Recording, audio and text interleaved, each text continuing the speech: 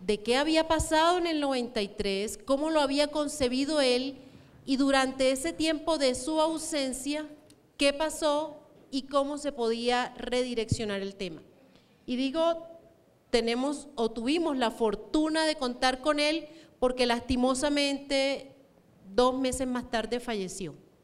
Entonces nosotros nos sentimos afortunados como Gestar Salud con haber contado con la presencia de un personaje como eso, que fue el cerebro del sistema, que nos diera incluso unos regaños en esa época y nos diera lo que iba a ser la orientación del sistema para los próximos años.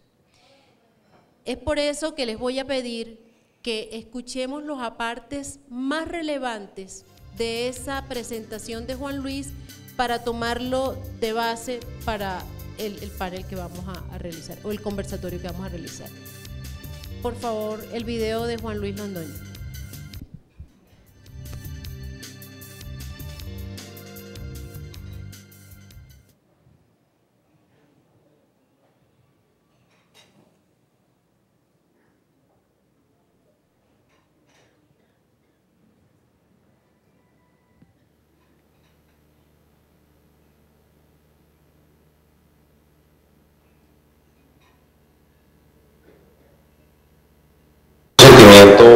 Muy extraño,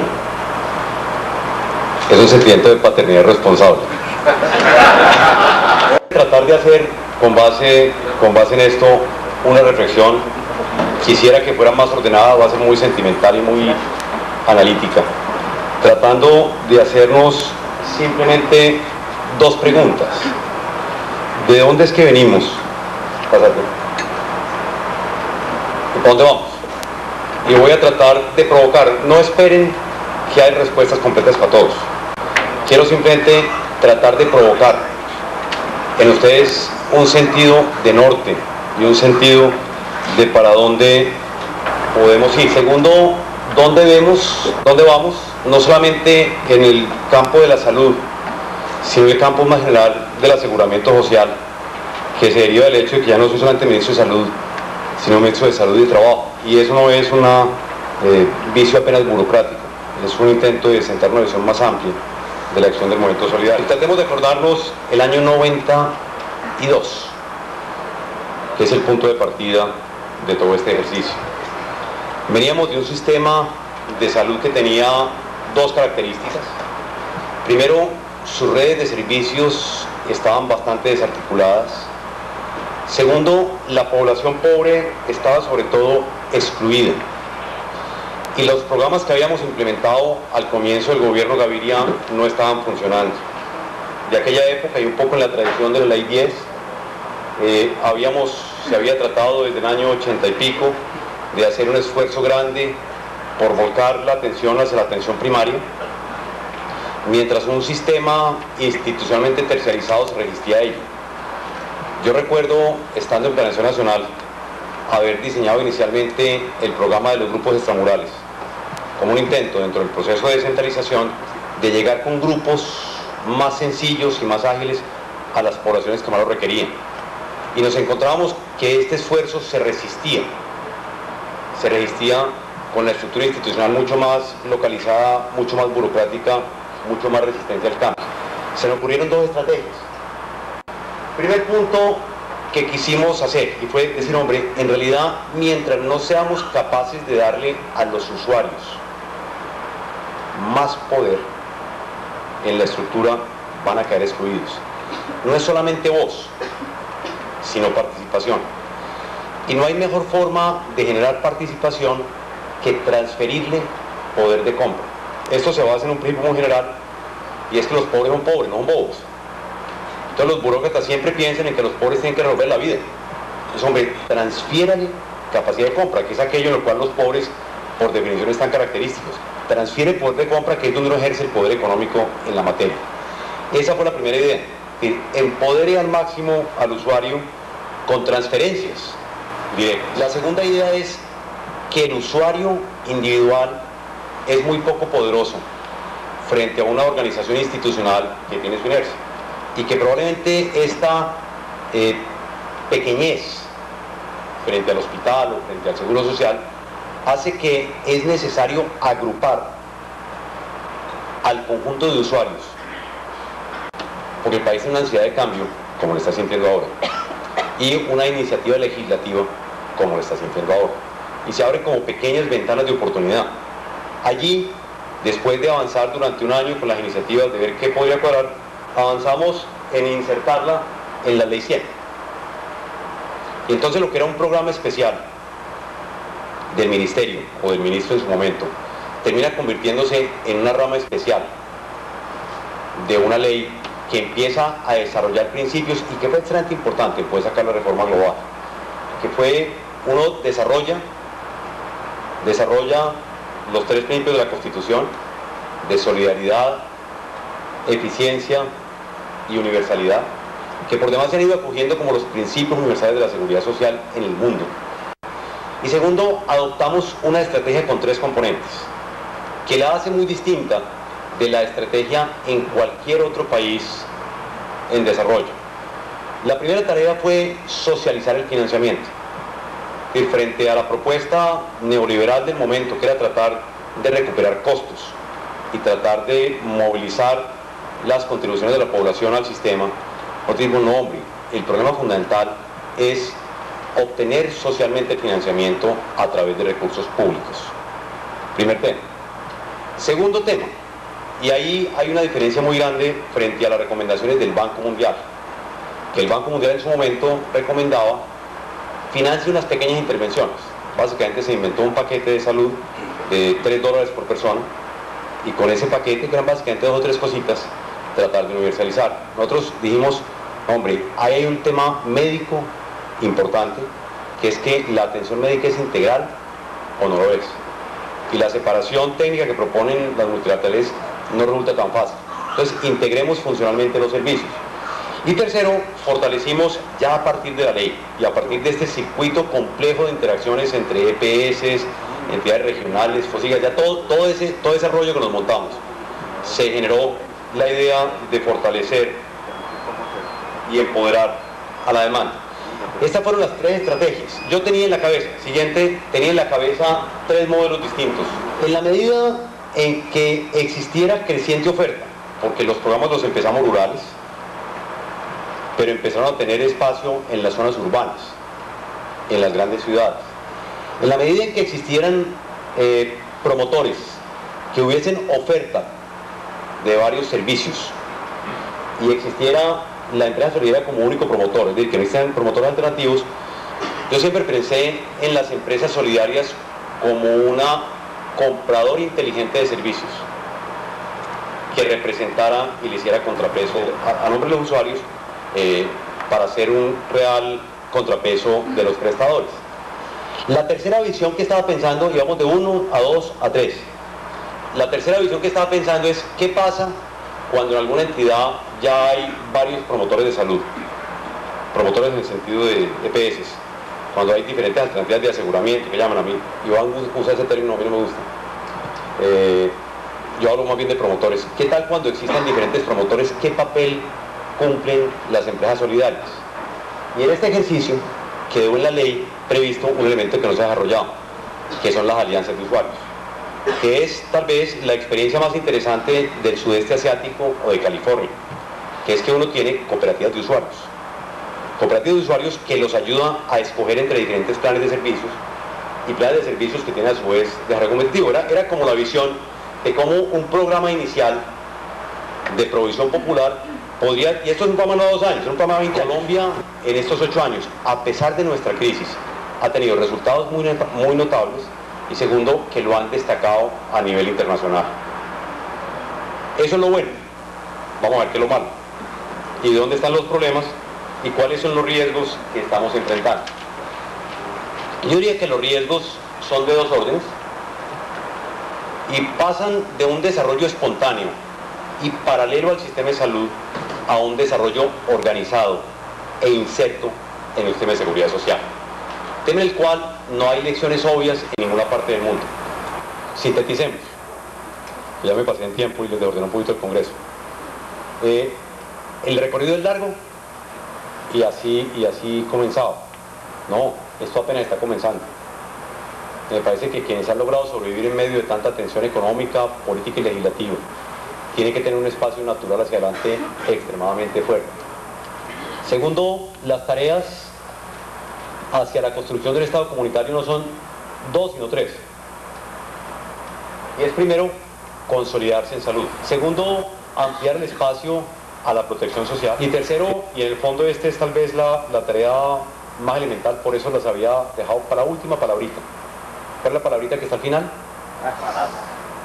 Pero ustedes tienen sentido, no solamente porque ayudan a construir salud y ayudan a construir protección social, sino porque estamos en un país que requiere paz y la unión de un Estado comunitario finalmente es la respuesta natural del presidente y del país a esa posibilidad. Siendo así, muchachos, muchas gracias.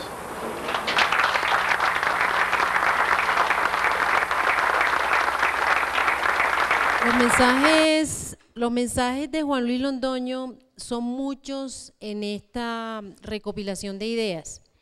Él dijo, en ese momento estaba excluida la población pobre, estaban unos prestadores desarticulados, ellos habían intentado irse hacia la atención primaria y habían encontrado resistencia lo menciona como el aparato burocrático hospitalario.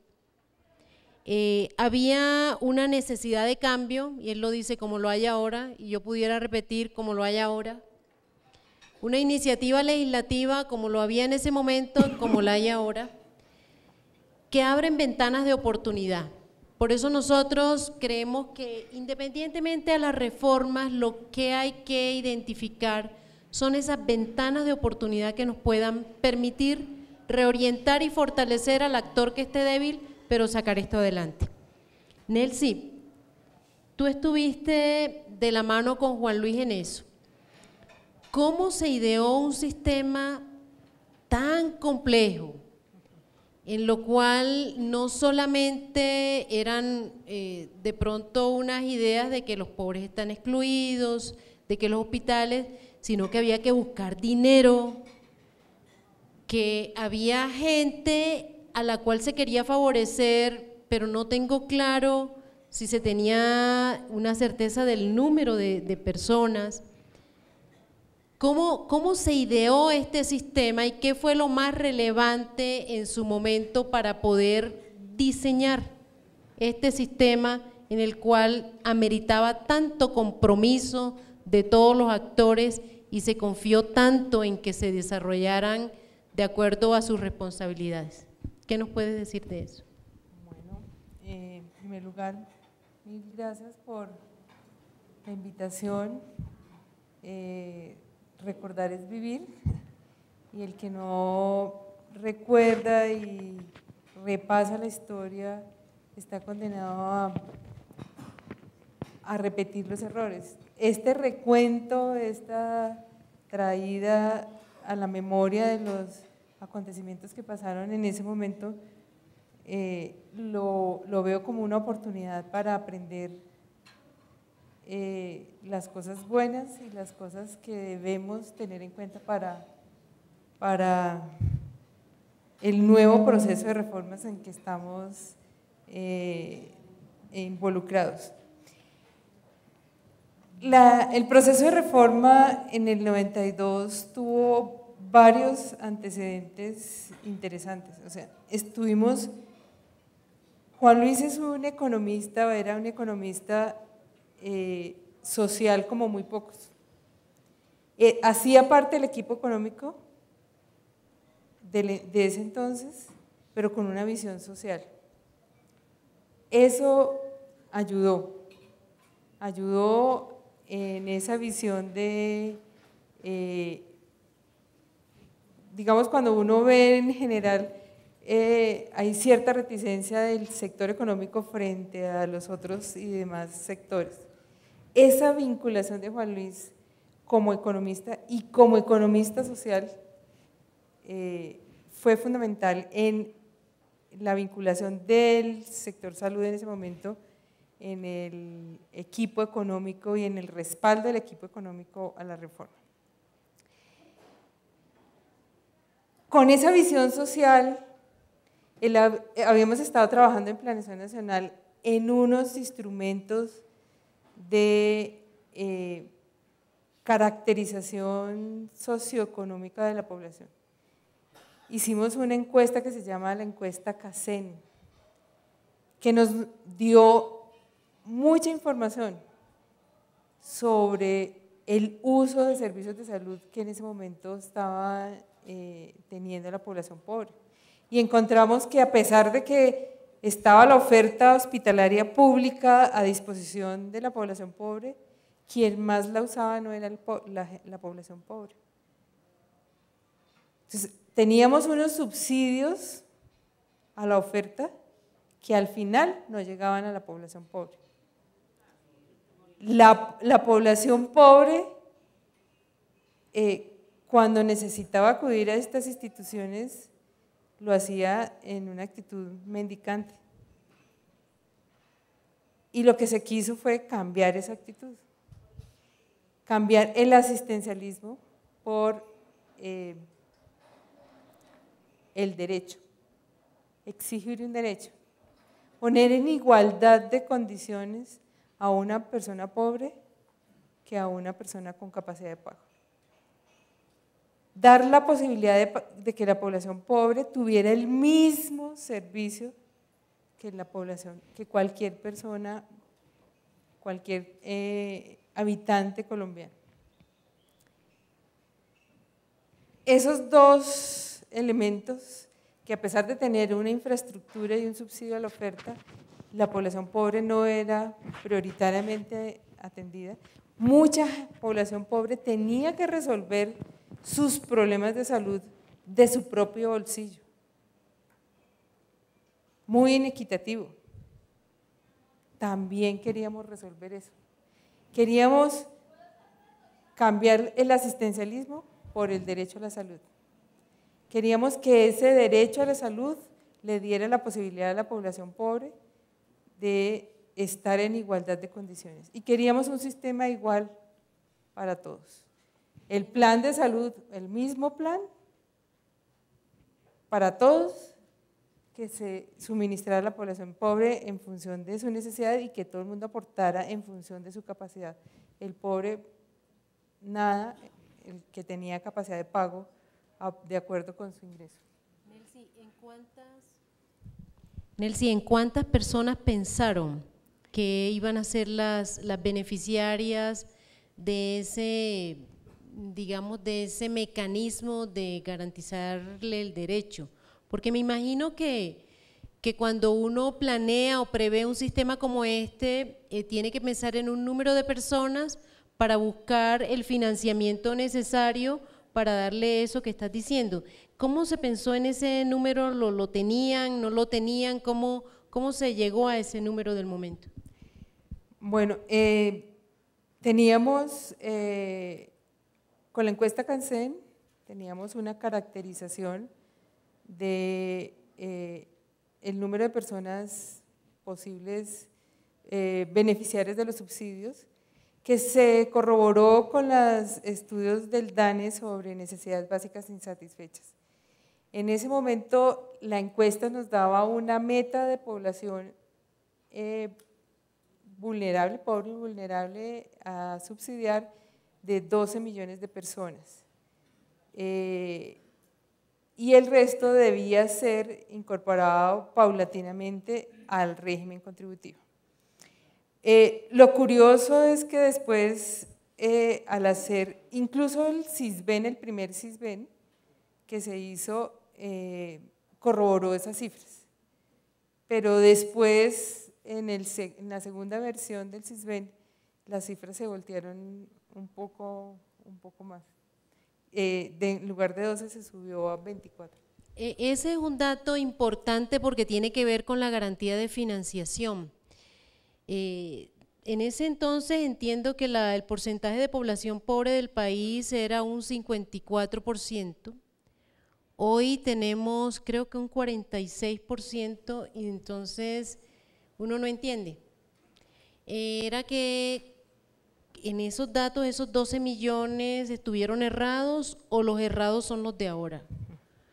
No todos los 22 son sujetos a un subsidio? ¿Qué pensarías si tú viviste ese momento en el cual dices, se identificaron 12 y se corroboró después por el Entonces, ¿cuál fue de pronto la cifra errada? ¿La de antes o la de hoy?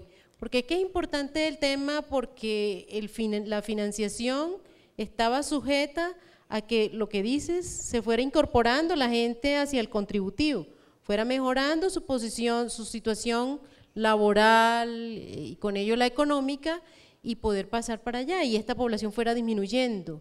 ¿Qué crees que pasó en cuanto a la cifra, el número de personas? A ver, pero esto hay que mirarlo con los dos regímenes,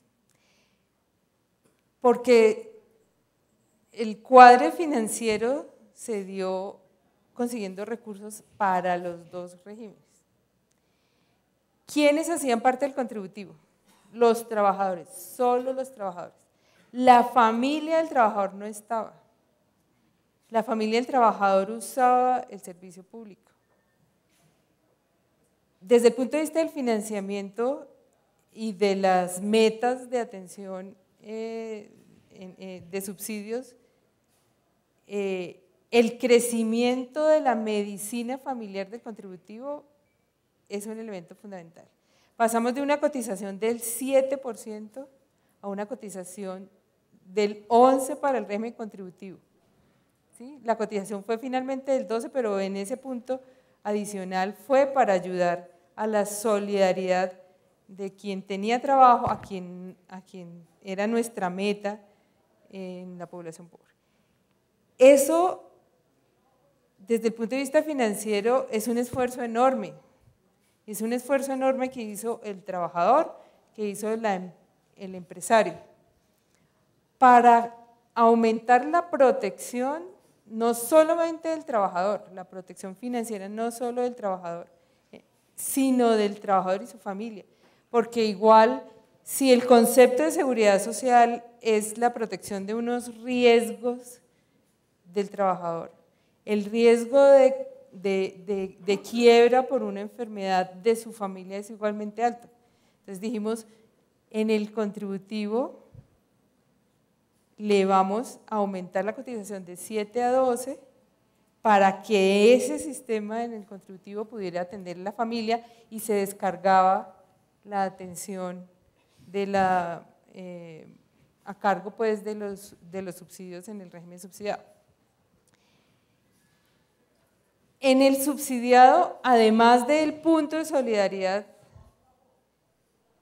del contributivo al subsidiado, se consiguieron más recursos, bastantes recursos. Se consiguió el aporte de las cajas de compensación familiar, se consiguió Cusiana, unos recursos de Cusiana y Cupiagua, que debía, era una expectativa de recursos del petróleo que iba a ser importante en los siguientes años, que nos permitía en el momento en que fuera ampliándose la cobertura tener los recursos suficientes para pagarla. Y recursos adicionales distintos de los que la Constitución Nacional había dado para el sector salud con el citado fiscal para apalancar adicionalmente el régimen subsidiado. Para 12 millones de personas y unas fuentes de financiación importantes, el cuadro financiero cerraba. ¿Qué pasó después? No es fácil que, al menos en los años recientes, que el Ministerio de Hacienda acepte tan fácil dar dinero para el sector. Eso fue fácil conseguir hacer ese cuadre financiero, conseguir tantas fuentes, porque claro, me parece que el aporte del ciudadano a través de su salario, sí, claro, era un esfuerzo del ciudadano, pero además de eso existió el querer, porque tengo entendido que tampoco se cumplieron. Pero cómo se aceptó, porque eso es importante, o sea, cómo se se aceptó por parte de Hacienda el meter tanto dinero. ¿Qué garantía tenía Hacienda en su momento de que esto fuera a servir? Y ojo, porque después con el transcurrir del tiempo uno dice, miércoles, ¿será que fue lo que falló en la fuente de financiación? Porque esos recursos yo creo que tampoco se cumplieron. Entonces, ¿cómo lo aceptaron y después no se cumplieron? ¿O qué pasó ahí con ese tema de dinero? Porque eso es suficiencia para poder financiar los supuestos 12 y después ya no eran 12 sino 24. Entonces ahí tengo una cuenta que no me da. No fue fácil, por supuesto. Como una anécdota, un paréntesis. Estábamos en las sesiones en el Congreso y una llamada por el interno del ministro de Hacienda de entonces. ¿Quién era? Nelsi, ¿qué es lo que están haciendo allá? ¿Qué están aprobando? Que no sean locos. Todo está fríamente calculado, fresco, tranquilo. Creo que había cierta confianza, lo dije al principio. Juan Luis hacía parte del equipo económico. Y eso creo que fue fundamental. El ministro de Hacienda se asustó, pero creyó en Juan Luis.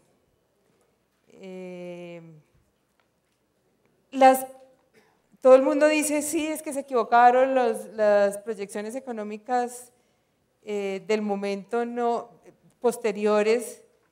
Creo que ustedes fueron muy optimistas en esos cálculos. Yo creo que con la información que teníamos en ese momento, los cálculos estaban bien hechos. ¿Por qué lo digo? Porque llevábamos más de medio siglo de crecimiento económico estable. Las cifras de crecimiento económico digamos, medio siglo antes nos hacían estar optimistas sobre esas proyecciones. Desafortunadamente, y como esto es dinámico, en los años 98, por la violencia del narcotráfico, se generó una reducción en la inversión privada, se cayeron las tasas de crecimiento y eso no lo hemos podido superar. Pero eso no se veía en el momento de construir las cifras financieras de la reforma en ese momento. La llamada del ministro de Hacienda de la época dijo, están aprobando cosas, no sean locos. En esa aprobación, o sea, esa discusión que se debió dar en el Congreso, muy similar a la discusión que hoy hay, bueno, digo yo muy similar de manera atrevida porque las dimensiones eran totalmente diferentes, pero ¿qué fue lo que más les costó dificultad al momento de pasar un texto a aprobación del Congreso? ¿Y qué fue lo que más fácil se logró? Veníamos de un sistema descentralizado, estamos metiendo a los municipios en una operatividad que yo no sé si estábamos del todo preparados, estábamos metiendo a que el régimen, por lo menos el de los pobres, se vinculara con los hospitales de manera directa, estábamos teniendo unos cambios en financiamiento grandísimos. ¿Qué de todo esto les causó mayor dificultad en el Congreso de la República? ¿Qué fue lo que más resistencia tuvo y qué de pronto fue lo que más rápido se aprobó en esa propuesta loca, entre comillas, según el ministro de Hacienda de la época? ¿Qué fue lo que más a ustedes les causó dificultad y facilidad? Mirado en este momento, yo creo que el hecho de dar responsabilidades con la financiación adecuada de alguna manera tranquilizaba a todo el mundo.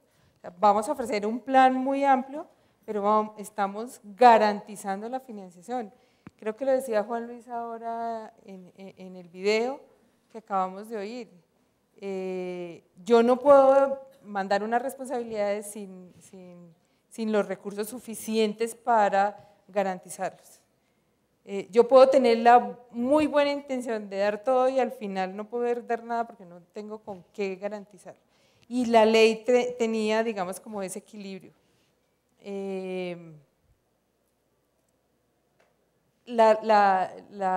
Digamos, la creencia en Juan Luis del equipo económico, como digo, fue fundamental. Yo creo que todo el mundo veía la reforma con mucha buena energía, porque se iba a tener un solo sistema, se iba a unificar, a generar mayores recursos para la salud. Incluso había recursos importantes de destinación específica para atención básica, cosa que no habíamos tenido tampoco en los años anteriores. Universalidad, solidaridad y eficiencia, todo el mundo lo aplaudió.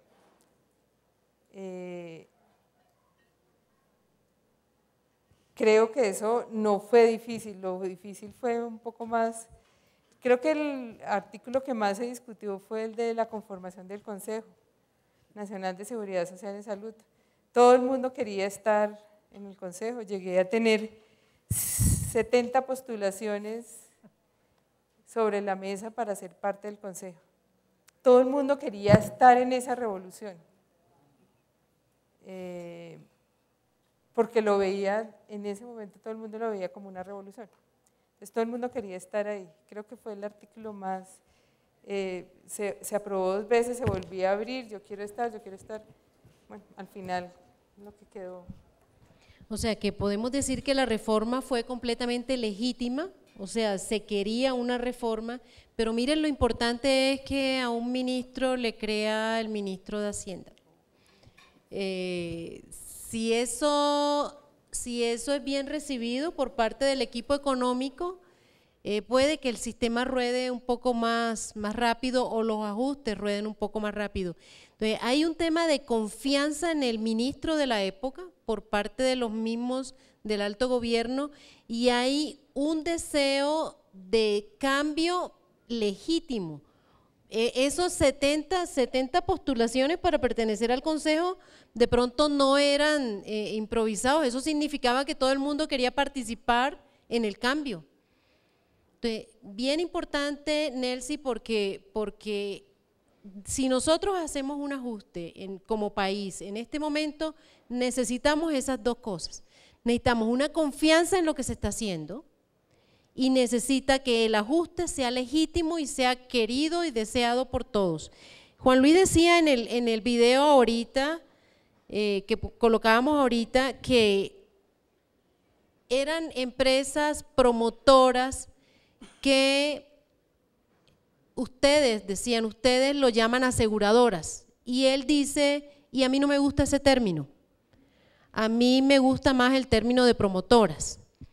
Yo quisiera, Nelcy inicialmente, y de pronto Wolfgang nos puede complementar allí, promotoras o aseguradoras, o si eran promotoras, dónde se perdió el sentido hacia aseguradoras, o si eran aseguradoras, bueno, los aseguradores tienen una oportunidad de dar los servicios que ellos a bien tengan a unas primas que ellos mediante unos cálculos actuariales establezcan. En este país se pensó en un plan definido, con una UPC clara, o sea que no eran del todo aseguradores. Entonces, en el fondo, ¿qué fue lo que se concibió? ¿Y qué fue lo que se quiso hacer? ¿Promotores o aseguradores?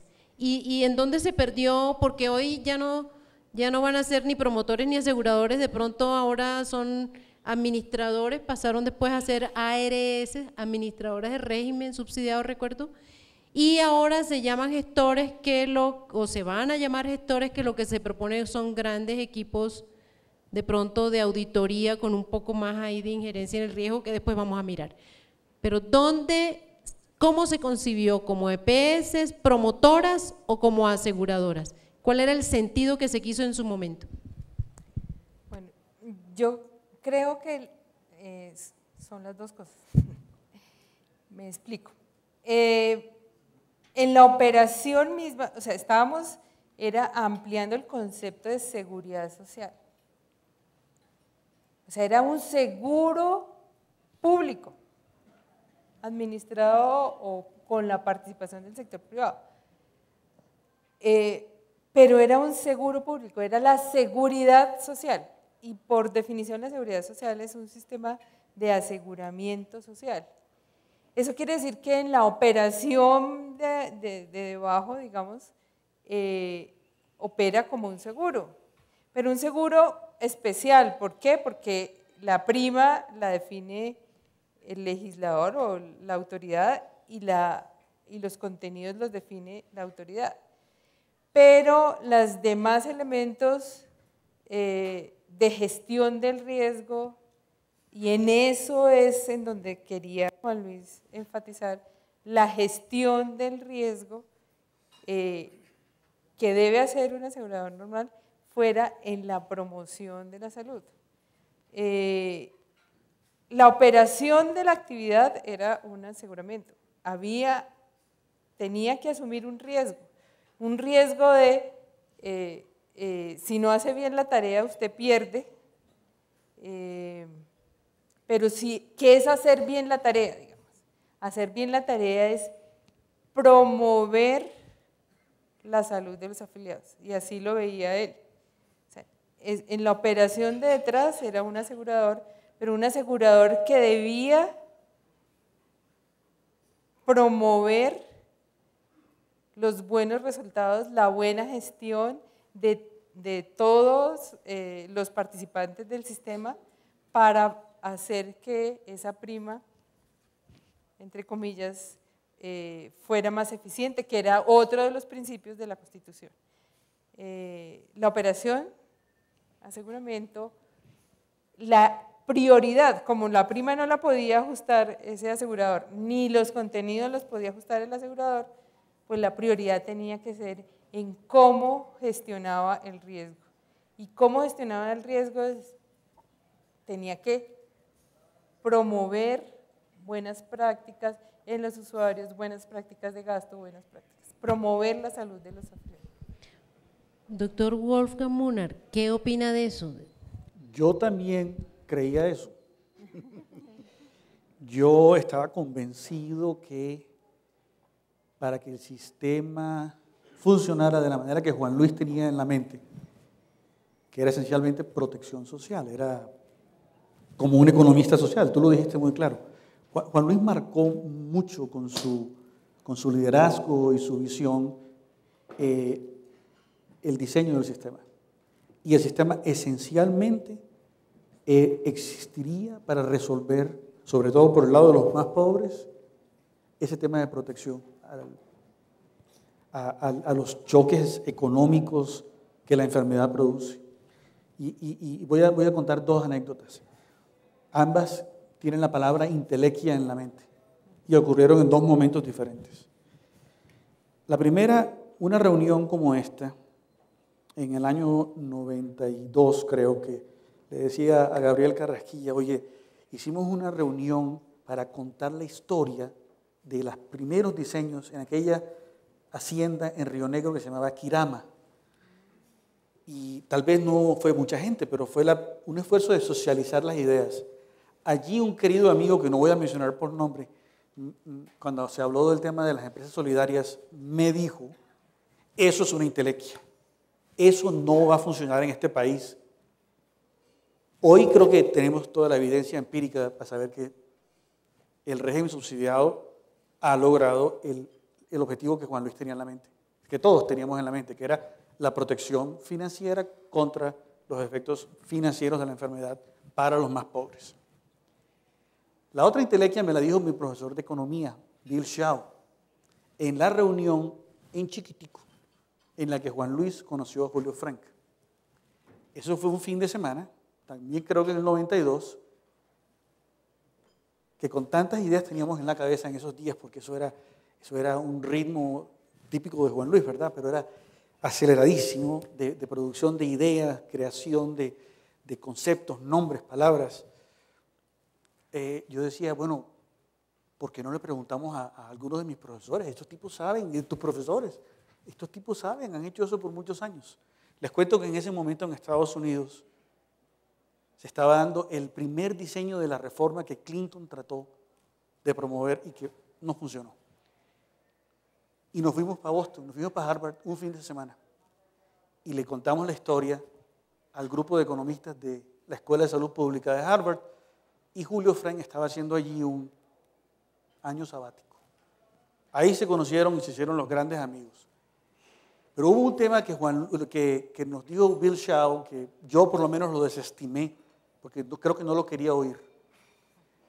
Y fue que me dijo a mí, el equivalente a una intelequia. ¿Cuál es la intelequia? El suponer que agentes económicos racionales, aseguradores, van a invertir en el presente a alto costo en promoción y prevención para poder obtener resultados de salud en el futuro. Esa ecuación económica no cuadra, Wolfgang. Yo creo que allí hubo un descuadre que vale la pena volver a visitar hoy. ¿Por qué? Porque si bien el éxito innegable de la reforma ha sido en la protección financiera contra los riesgos, yo creo que la carencia grande de nosotros en ese momento fue reducir el problema solamente o fundamentalmente a eso. Porque temas como lo que Juan Luis contaba en el video, irse a los hogares de la gente con grupos extramurales, hacer atención primaria de verdad, fortalecer la salud pública, yo creo que son asignaturas pendientes. Y el sistema como se diseñó, no, económicamente, no crea los incentivos, ni institucionalmente las reglas del juego para que se dé ese encuentro, ojalá virtuoso, entre la protección social y la creación de resultados medibles de salud, primero para la población, para un colectivo, y segundo para mí como persona. Creo que aquí se invirtió la cosa. Eso es bien interesante porque, ojo cómo de pronto el doctor Munar dice el asegurador o promotor, o sea, la EPS no tiene el incentivo económico hoy para invertir recursos hoy cuyos réditos se van a recibir en un mañana. Realmente en ese tema de cómo se haría para que el asegurador o promotor tuviera esos incentivos, ¿qué habría que complementar allí para poder tener unas personas más sanas, que no estuviera el asegurador pensando solamente en que me venga enfermo? ¿Qué entonces se tendría que hacer para incluir el aspecto tan importante como es la promoción de la salud y la prevención de la enfermedad si no es el asegurador el que lo hace? Yo no me puedo atrever a decir qué es lo que hay que hacer aquí, porque yo me fui del país en el 94 y no he vuelto, otro que se fue. Pero me he pasado los últimos 20 años trabajando en eso en otros países. Y obviamente no voy a decir que hay que replicar o copiar, pero hay ejemplos. Primero, si creemos que, como lo dijo el viceministro, el sistema de salud colombiano debe seguir operando dentro de una economía de mercado, lo cual me parece que es en este país innegable. Una de las carencias y uno de los desafíos que son comunes, porque no solamente Colombia, es lo que se llamó muchos años después, porque no fue en el 93, la capacidad rectora. Yo lo decía la regulación, pero es mucho más que regulación, y voy a tratar de expandir un poquitico el tema para que en el posteriores conversatorios ojalá se desarrolle mejor que lo que yo puedo hacer. Ese es un primer paquetico. Es decir, ¿cómo, si uno quiere cambiar un sistema desde adentro, cuáles son los lugares de apalancamiento que con la menor energía hoy logran los mayores efectos a largo plazo? ¿ok? Pero tengo que gozarlos también hoy. Y viendo esa experiencia que ha ocurrido en muchas otras partes del mundo y no solo en salud, piensen en el medio ambiente, el calentamiento global. Es lo que Julio Frenk llamó complejidad y cambio en esa presentación. ¿Cómo escoge el regulador o el rector dónde intervenir para que los actores funcionen, ganen la renta, que es adecuada, pero los beneficios le lleguen a los que les tienen que llegar? Los beneficios que no son solo económicos, insisto, sino de salud. Bueno, en ese aspecto hay tres cosas que podrían considerarse y en tres órdenes de dificultad. Habría que hacer las tres, pero la primera, cambiar los flujos de información. ¿Quién maneja los datos y la información del sistema para la toma de decisiones, para informar la política pública, para informar la gestión de la empresa, para informar el manejo de la población, etcétera? ¿Quién tiene acceso a la información y cómo la usa? Es un punto de poder enorme dentro del sistema. Y esa fue una de las grandes carencias del país, no es del sistema de salud, y era la paupérrima calidad de los datos y el escaso uso de evidencia empírica. Acuérdense que este es el año 93 para formular políticas de salud. El primer estudio de carga de la enfermedad se acababa de hacer el año anterior. Hoy en día tenemos mucho más evidencia empírica de qué funciona y qué no funciona. Pero bueno, cambiar los flujos de información. Eso es algo en lo que mi jefe Bill Gates cree mucho. Porque si los actores del sistema pueden recibir retroalimentación y el regulador la usa para inducir conductas adecuadas de los actores, eso cambia el sistema a un nivel más bajo de complejidad. En el siguiente nivel, más complicado, pero eso es algo en lo que Juan Luis creía y sabía, es cambiar las reglas del juego, las normas formales e informales que determinan la conducta de la gente. Esto ya es muy difícil de hacer, porque es manejar incentivos. Y desafortunadamente muchos de los incentivos del sistema se contraponían y se siguen contraponiendo. Los intereses de los actores económicos, los intereses del usuario ciudadano, los intereses del Ministerio de Salud, los intereses de la clase política. Este es un tema que no es solamente tecnocrático, esto es ya, va un poco más allá hacia lo político, pero habría que meterse. Y el último, si pensamos en los resultados de nuevo de salud, es cómo cambiar los objetivos del sistema. Mi principal dolor, después de 20 años, que no lo podía articular hace 20 años porque no tenía el lenguaje para decirlo, es que, en mi opinión, el objetivo del sistema de salud en Colombia en el año 93 no era producir salud. El objetivo del sistema de salud, si ustedes lo revisan, tenía que ver más con lo que Juan Luis llamó la burocracia, la resistencia al cambio, los intereses de otros grupos, etcétera, etcétera. Y si lo miran hoy, creo que los objetivos no han cambiado mucho, excepto que hay un objetivo económico que no existía en el año 93. Y para no cansarlos, termino con una cosita muy simple. Vea, en el año 90 y algo, comienzos de los 90, los americanos se gastaban 8% del PIB en salud y todos estábamos horrorizados porque ese es un gasto en proporción enorme. Y los resultados de salud, mortalidad materna pésima, mortalidad infantil y sobre todo en los pobres. En los Estados Unidos, hoy se gastan el 16%, están igual o peor. Colombia hoy se gasta el 8% del PIB en salud. ¿Qué resultados de salud está produciendo? Nelcy. Yo solo quiero agregar una cosa. A mí sí me parece que nos concentramos antes de la ley 100, durante, y eso va a seguir siendo así si no cambiamos realmente de manera de pensar. Nos concentramos en la atención médica, la atención de la enfermedad. Pero ¿qué significa cambiar hacia la atención, hacia la promoción y la prevención? Eso no es una tarea que corresponde solo a las EPS, perdone.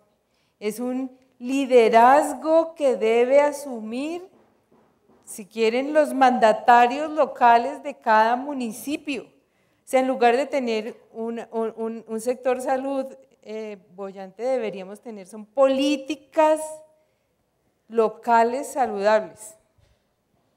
¿Qué estamos haciendo por el agua? O sea, tú nos mostrabas el otro día el drama que significa en muchos municipios de este país no tener agua potable. Aporta más a la salud eso que lo otro, eso sí es promoción, eso sí es prevención. Estamos usando unos términos de manera equivocada. Eso tenemos que invertir y el liderazgo de ese trabajo lo deben asumir los alcaldes. De pronto aquí hubo plata y se engolosinaron con la plata en el aseguramiento y descuidaron como autoridades locales todas las otras cosas que impactan más la salud que la organización del servicio de salud.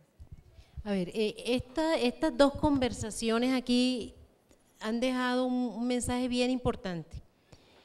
¿Era entonces necesario adicionarle a la entonces Ley 100 dos acápites o capítulos? Uno que fuera dirigido a lo que decía Wolfgang, esa ley no iba dirigida a propiciar o a generar salud, sino de pronto, y permíteme o corrígeme, de pronto la protección financiera del usuario, sobre todo el pobre. Era más dirigido a eso y no tanto a salud, según lo que tú has dicho. Entonces tendríamos que mirar qué era lo que en ese momento qué fue lo que no se identificó como complemento de la Ley 100 para poder generar salud. Y segundo, ¿qué podía generar esos cambios comportamentales que tampoco se incluyó en la Ley 100 como tal? Y es lo que Gabriel Carrasquilla siempre reclama, y es que la salud pública siempre se dejó para otros. ¿Será que el del diseño de la reforma de la época hicieron falta esos dos aspectos, que es como tal el efecto real en salud a las personas y el complemento de la intervención de otros sectores, porque en los aspectos comportamentales influye el sector educativo, influyen otro tipo de sectores que de pronto no estuvieron en el diseño de la reforma? ¿Creen ustedes que eso pudiera ser uno de los grandes causales de que hoy el resultado sea dirigido a una protección, a una cobertura que hoy es real, una cobertura que a los pobres les ha protegido? Y eso está en uno de los estudios que se va a incluir en la urna, y es, creo que lo hizo la doctora Úrsula Guideón, donde se demuestra que la protección financiera de los hogares, por lo menos en el subsidiado, sí se está dando, pero que también es cierto los reclamos de mucha comunidad, de la gente en el colectivo, y es que los resultados de salud de pronto no se están dando. ¿Pudiéramos decir que ahí faltaron esos dos aspectos? Yo no le pediría peras al olmo.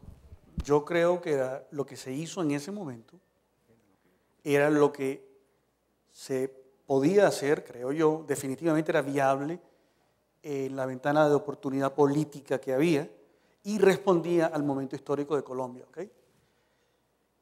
Es muy fácil echar para atrás ahora y decir, se nos olvidó tal o cual cosa. Efectivamente eso ocurrió, pero yo no le pediría peras al olmo, insisto.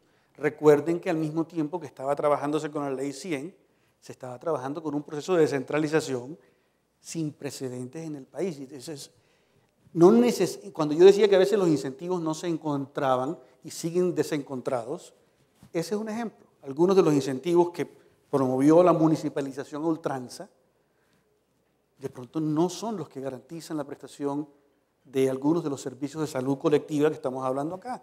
Y eso hay que revisarlo. Yo honestamente no sé cómo está la situación. Pero otra anécdota de Juan Luis. La última vez que yo vi a Juan Luis en vivo y en directo, en persona, fue ambos viviendo en Washington, él ya cercano a regresarse a Colombia. Y yo lo busqué porque teníamos una conversación pendiente. Y nos sentamos a hablar en su casa y me dice, a ver muchachito, yo sé que usted tiene ideas de que algunas cosas quedaron incompletas. Vamos a ver qué es lo que falta. Ya hablamos, etcétera, etcétera.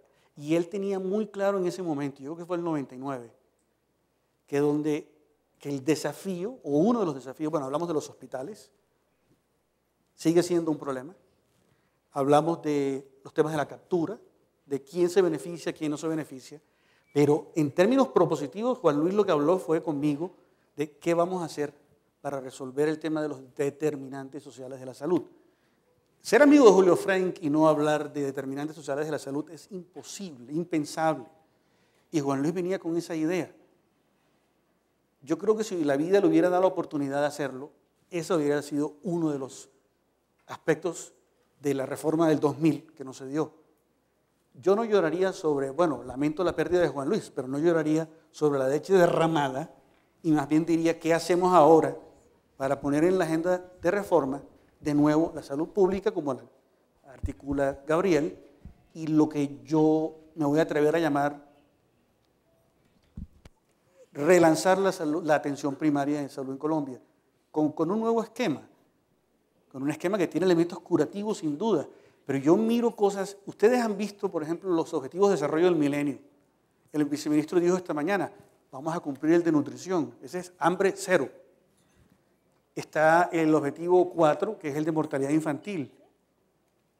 La Colombia de clase media la va a lograr, pero hay muchos departamentos de Colombia que no lo van a lograr. Yo no sé si toda Colombia lo va a lograr, pero si hay una asignatura pendiente en los objetivos de desarrollo del milenio es la mortalidad materna. Es obsceno que con 8% del PIB en salud, Colombia le vaya a costar casi 50 años más, de acuerdo al modelo de Chris Murray, no sé qué tan riguroso es el modelo, pero no va a lograr la mortalidad materna, la reducción que se debería lograr.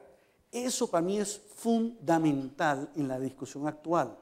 Volver a poner sobre la palestra esos resultados de salud. Aquí deberíamos estar hablando de eliminar la malaria, no más control.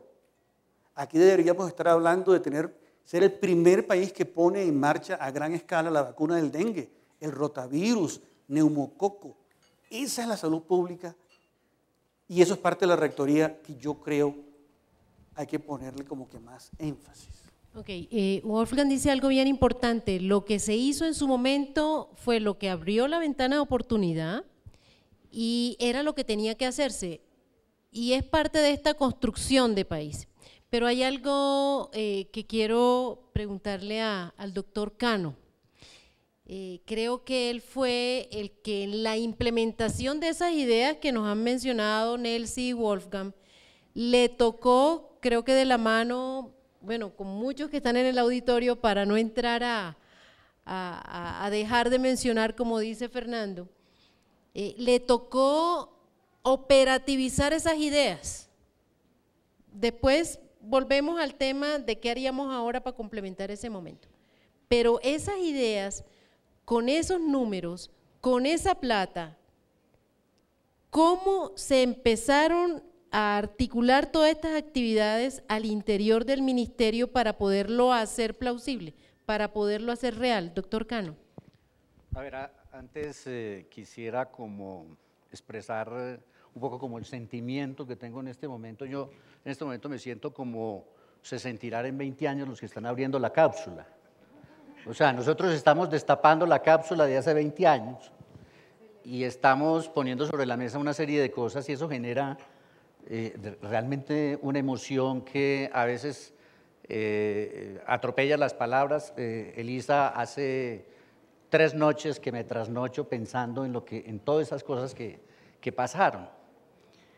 Y tú lo dices bien, a mí me tocó la parte que significó ponerle el cascabel al gato. Yo tuve la oportunidad de iniciar, digamos, ya en la parte puramente operativa del proceso de las empresas solidarias de salud, hacer un poco real el COMPE 01, que fue el que generó las empresas solidarias de salud, y ensamblar eso con el inicio del régimen subsidiado de la seguridad social. Y la gran dificultad que se presentaba en el momento era la baja capacidad de hacer a todos los niveles, empezando por el propio Ministerio de Salud.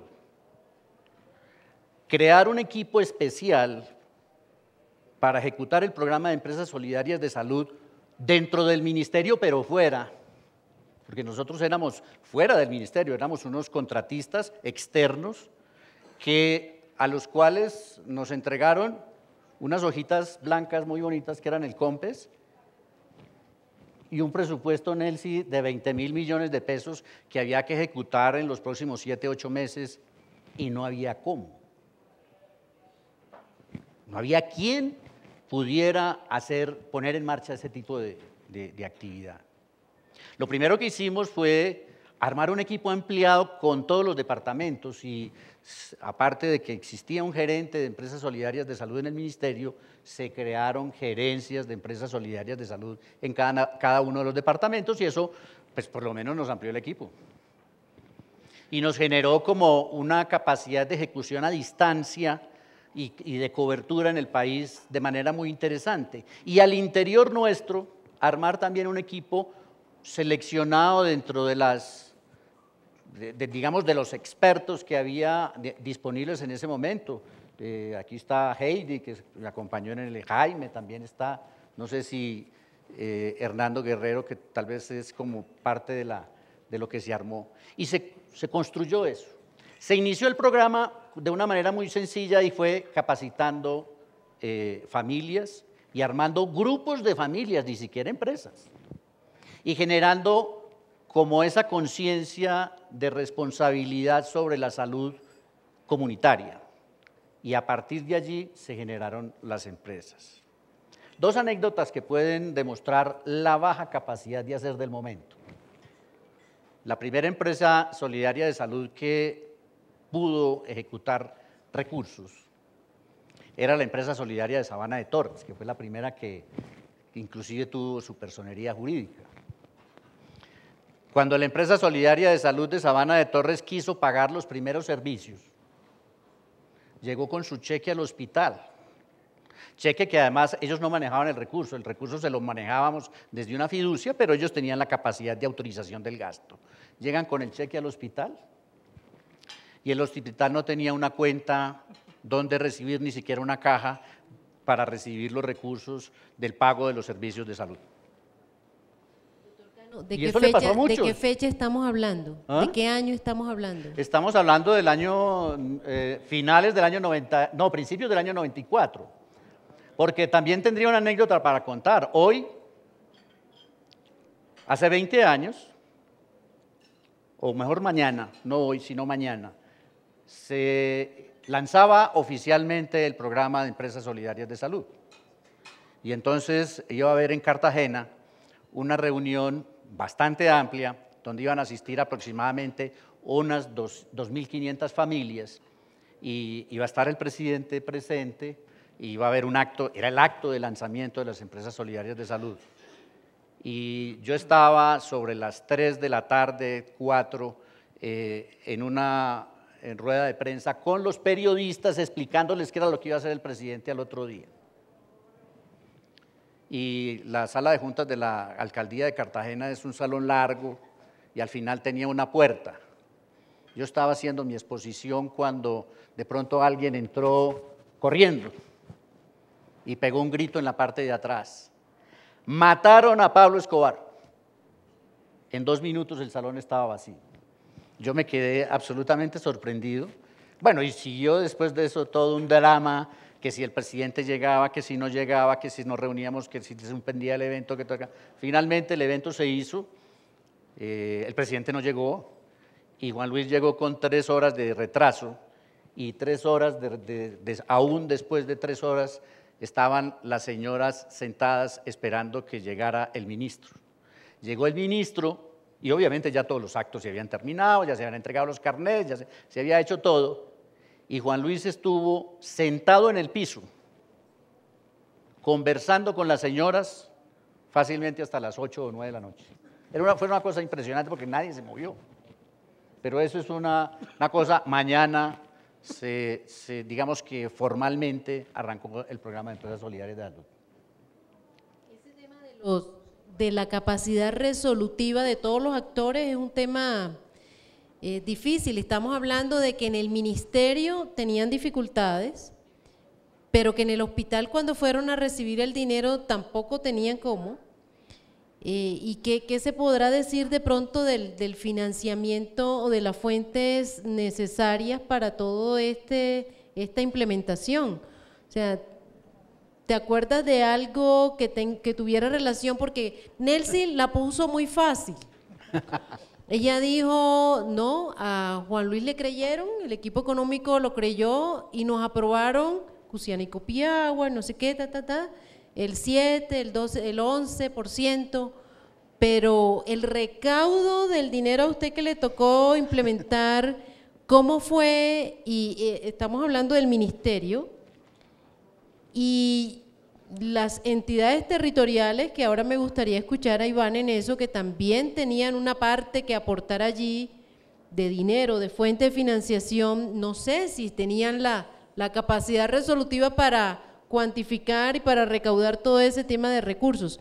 ¿Ese tema operativo cómo fue, doctor Cano? No, fue realmente un tema muy complejo porque la verdad en todo ese esfuerzo de discusión y de llegar al punto de aprobación de la ley y todas esas cosas, pues uno no pensamos relativamente poco, además la falta de tiempo en la parte operativa.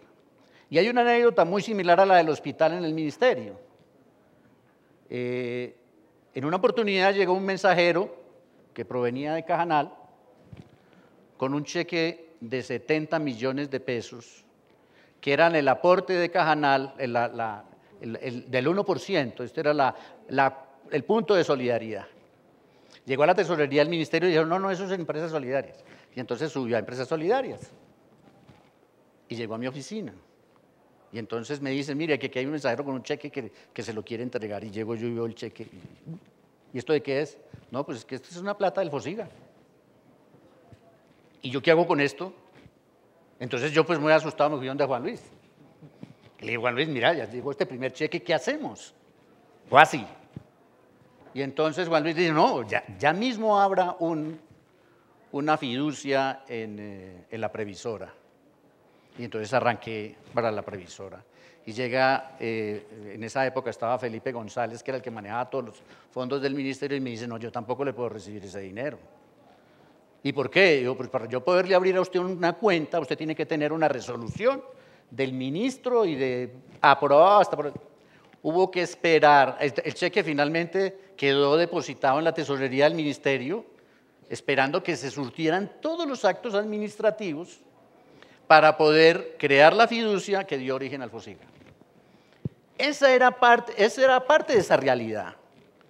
O sea, nosotros tuvimos muy poquito tiempo para hacerlo. Yo hoy, mirándolo en perspectiva, creo que lo hicimos. O sea, 6 millones de afiliados en las empresas solidarias de salud hoy son una realidad inocultable. 8, doctor, 8. 8, bueno. Mejor todavía. Es una realidad inocultable y fue en alguna medida fruto de ese activismo que tuvimos que desarrollar para poder que las cosas estuvieran a punto en el momento preciso. Eso también fue muy importante para que posteriormente los ajustes que se le propusieron al sistema, que se le introdujeron al sistema, no se dieran con la fuerza que se quiso hacer. O sea, esto hubiera podido ser destruido muy rápidamente si no se hubieran logrado bases tan fuertes y si no se hubiera logrado una participación social y comunitaria tan importante como la que se logró. Voy a introducir al final una frase de Juan Luis. A esto hay que meterle pueblo de por medio. Y creo que ahí está representado en las empresas solidarias de salud.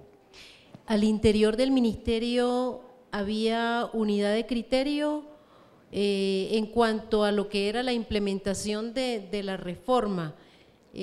O es que lo escucho decir, no, eso era ya en programa de empresas solidarias. ¿Existía eso? ¿Existía como la unidad de mando? Yo diría que no.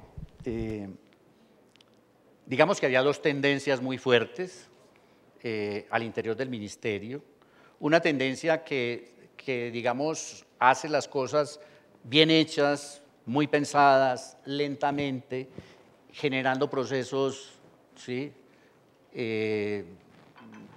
digamos que se consolidaron en el largo plazo, pero que no respondían a la necesidad del momento. Y había otro, lo que Juan Luis llamaba los perros de ministro, que se movían a una velocidad muy grande y que generaban hechos concretos muchas veces de manera intuitiva. O sea, en esto no había mucho tiempo a pensar, sino a producir resultados. Y esas dos tendencias se reflejaron en muchas reuniones de comité de dirección del ministerio y se reflejaron en la formulación de los planes de beneficios, por ejemplo. El plan de beneficios que acompañó al régimen subsidiado durante mucho tiempo, yo, igual que Wolfgang, también llevo un poco de tiempo fuera del país, que acompañó al régimen subsidiado durante mucho tiempo, pues fue prácticamente el mismo plan que hicimos para las empresas solidarias de salud. ¿Cómo lo hicieron? ¿Cómo hicieron ese primer plan? Lo hicimos a partir de información existente, con la precariedad de la información existente. Tomamos datos del Seguro Social, me acuerdo muy claramente, de la Secretaría de Salud de Antioquia, tomamos alguna información, del Valle tomamos información, y con base en unas matrices que había armado Hernando Guerrero, que en ese momento ya no pertenecía al ministerio.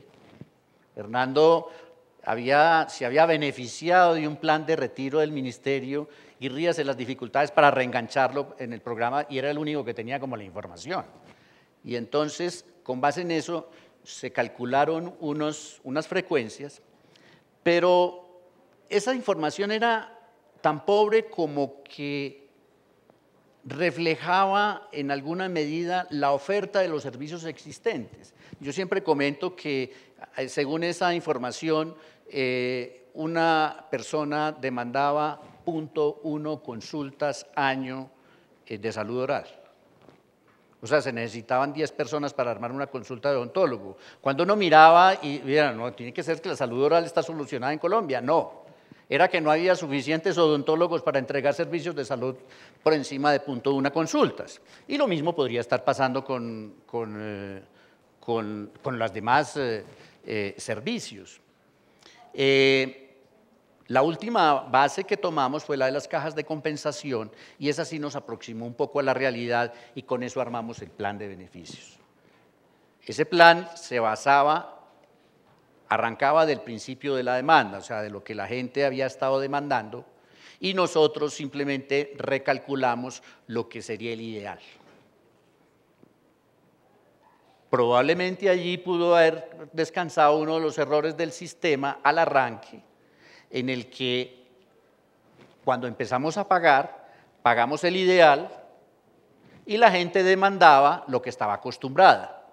Eso generó una diferencia grande entre lo que estábamos pagando y lo que estábamos entregando, lo que entregaban las EPS sobre todo, y ese diferencial que uno pues, posteriormente fue ajustado con la generación de fondos y todas esas cosas, pero durante 2 años ese diferencial fue apropiado por algunas instituciones como recursos propios, y eso pues obviamente eran unos recursos monstruosos. Yo creo que ese detalle fue... Doctor Cano, usted acaba de decir algo que se mete incluso con un tema de cálculo de UPC, y es que ha dicho inicialmente se tomó un histórico y se complementó con ideales. Pues la idea con el sistema era propiciar esos ideales y que la gente entrara no solamente a usar más los servicios, sino que el sistema pudiera innovar con más actividades para producir más salud. Pero dice también, ese fue uno de pronto de los errores, y es que se giraron con base a ideales, estamos hablando de 100 pesos, y lo que se consumía eran 40. 20. Nosotros lo que hemos venido argumentándole al ministerio durante muchos años con el tema de UPC es que lo que se ha basado es en históricos no más. y no ha puesto ideales. Entonces, las EPS que nos ha tocado, sobre todo operar el subsidiado, siempre hemos estado como, reflejamos lo del año pasado y no nos podemos subir porque la UPC no nos subió. Entonces, es también un tema diferente, ¿no? O sea, ¿cuál es el punto adecuado para generar una prima, verdad? ¿Es históricos y ya? ¿O incluir riesgos y promover usos, verdad? O simplemente cuidar la plata y decir, yo lo que tengo como gobierno que hacer es girar lo que estrictamente se va a gastar, y entonces la EPS que no tenga derecho a un poquito más o que no tenga derecho a innovar, y entonces ¿dónde está el impacto real que se debe tener en un sistema como este? Entonces, digamos que ahí con el perdón diferimos un poquito de su concepto. Pero a ver, ese fue un tema en el ministerio que el doctor Cano nos ha dicho muy claro, no había mucho con qué hacer nada. Y la anécdota que cuenta de Hernando Guerrero ese era el personaje que manejaba los datos y ya en ese momento no existía. No tenía contrato. Ojo con el tema público, porque eso también pasa en los territorios. En los territorios, cuando se va un funcionario y van a nombrarlo, a nombrar su reemplazo, hay una estructura burocrática allí del Estado que no siempre es ágil, ¿verdad? Entonces, ¿cómo fue ese tema allá en los municipios, doctor Jaramillo? Usted acababa de liderar un proceso de Ley 10 en el cual se le dio unas responsabilidades a las alcaldías para identificar sus problemas y implementar las soluciones, y se acababa de sacar, creo que no sé, en mismo diciembre, la Ley 60, junio del mismo 93, en el cual se le mandaban recursos.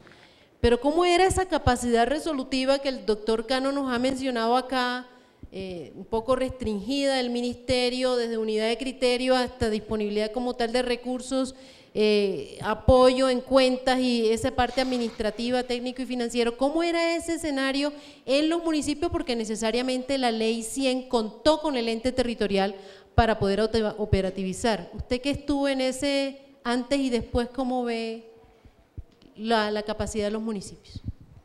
¿O cómo vio? Bueno, yo diría que… ¿Se escucha? Sí. Yo diría de que lo que ocurrió fue como dos alternativas que había de reforma del Estado en su momento. Es decir, en la década de los 80 se empezó a ver que el estado de bienestar, digamos, mostraba unas deficiencias, un gran tamaño, una gran centralización, una gran ineficiencia, y que eso había que cambiarlo. Inclusive en Colombia, claro que aquí hemos mencionado lo importante que es recordar la historia. Eso, en cualquier municipio se hacía un levantamiento y se hacía un paro cívico para construir una escuelita o para construir una calle. Entonces, el gobierno nacional se veía como sitiado por los movimientos cívicos de los municipios, acompañado, bueno, del desarrollo de la guerrilla, que también ayudaba a presionar. Entonces, en ese momento, la línea del gobierno fue: esto hay que reformarlo, hay que reformar el país. Inclusive Galán, en una conferencia muy célebre en la ESAP, dijo: el Estado hay que modernizarlo. Hay dos formas de modernizarlo: o entregándole competencias y recursos a los municipios y a los departamentos, o entregándole competencias y recursos a los particulares. Yo creo que ahí estaban los dos modelos de Estado. En ese momento no había ambiente como para hacer una privatización generalizada. Estamos hablando del año 86, 87, 88. Entonces, lo que más cabida tenía era reformar el Estado, entregándole competencias y recursos a los municipios, es decir, lo que hoy llamamos la descentralización territorial, y que se empezó a gestar desde el gobierno de Belisario y tuvo mayor desarrollo durante el gobierno de Barco. Entonces empezó la elección popular de alcaldes, fue el primer esfuerzo, que eso fue como chutarle la pelota a los alcaldes, decirle: no me mande movimientos cívicos, comisiones aquí a Bogotá, usted encárguese de solucionar el problema. para eso lo voy a nombrar a usted. Entonces el alcalde dijo, ¿y yo con qué si no tengo plata? Entonces se creó una cosa que se llamó en su momento la participación de los municipios en el IVA. El 25% del IVA empezó a ir a los municipios y después que eso, se empezó a dar eso, digo, pero ahora hay que decirle a los municipios en qué se gastan su 25%. Ahí fue cuando yo entré por primera vez al sector salud, que me dijeron, vamos a hacer el decreto 77 del 87, del cual, por supuesto, Nelcy Paredes también participó. ¿Qué vamos a poner a hacer los municipios con ese 25% de participación? Entonces, quedó que se iban a encargar del agua potable, del saneamiento básico, de la construcción, dotación y mantenimiento de puestos de salud, de centros de salud, de hospitales de primer nivel. Digamos que arrancó la descentralización en ese momento. Por ejemplo, en la pregunta que me hacías en los términos de referencia, de si los municipios se hizo algún cálculo de si estaban preparados o no. No, eso no se hizo ningún cálculo de si estaban preparados o no. El hecho era que había un problema que todos estaban reclamando, agua potable, escuela, y había que darle la plata y la competencia y arranque, y empiece a funcionar. Casi que los municipios después fue que empezaron a hacer una especie de ensayo-error e ir aprendiendo cómo se manejaban las cosas, y a algunos les fue bien, a otros les fue regular y a otros mal. Por ejemplo, una investigación reciente de Planeación Nacional sobre cuáles han desarrollado mejores capacidades institucionales, más capacidad de rendir cuentas, y han desarrollado un espacio de decisión mejor, llegaron a la conclusión que los mejores municipios no eran ni los más grandes ni los más chiquitos, sino los categoría 3. Qué cosa tan particular. Fueron los intermedios, como que es un tamaño más óptimo de municipio para funcionar. Bueno, entonces, como el país estaba en esa onda de la descentralización, cuando yo entré al sector salud, la orden era, que yo no soy de profesional de la salud, la orden era descentralizar, y descentralizar como fuera, y lo más rápido posible. Eso. Entonces ahí hicimos el decreto 77, después hicimos la ley 10 de 1990, por cierto que pasó muy fácil en el Congreso. Yo recuerdo por qué pasó fácil en el Congreso, porque los mismos parlamentarios decían una cosa que hoy da risa. Decía, no hombre Jaramillo, es que la salud no es un problema político importante en el país. Así me decía. Y había una encuesta que se había hecho en esa época y la salud era como el sexto problema. Primero estaba, por supuesto, las carreteras, los acueductos, la educación, cualquier otra cosa. La salud era sexto. Hoy, después de 20 o 30 años, casi en todas las 50, la salud es lo segundo, después del empleo o después de la paz. Pues, ha habido un cambio de posicionamiento del sistema, pero en ese momento, inclusive esa ley la sacamos entre 3 o 4 asesores, sin mayores discusiones. Los congresistas pedían, mire, ¿quiere que pasen esa ley en el Senado? Dígale, consígale un rural a la nieta del presidente del Senado. Y nosotros le conseguíamos, por supuesto, que el rural, y el presidente del Senado, la ley 10 pasó en el Senado, y nadie se dio cuenta que pasó, porque él leía tan rápido, esta ley, esta otra, las iban a apoyar, pasó, sin ningún problema. Entonces después, cuando ya salió esa ley, ahora ustedes preguntarán, ¿era que la salud necesitaba la descentralización? No, ese no fue el orden como nosotros nos planteamos las preguntas. Las preguntas era que el país necesitaba la descentralización.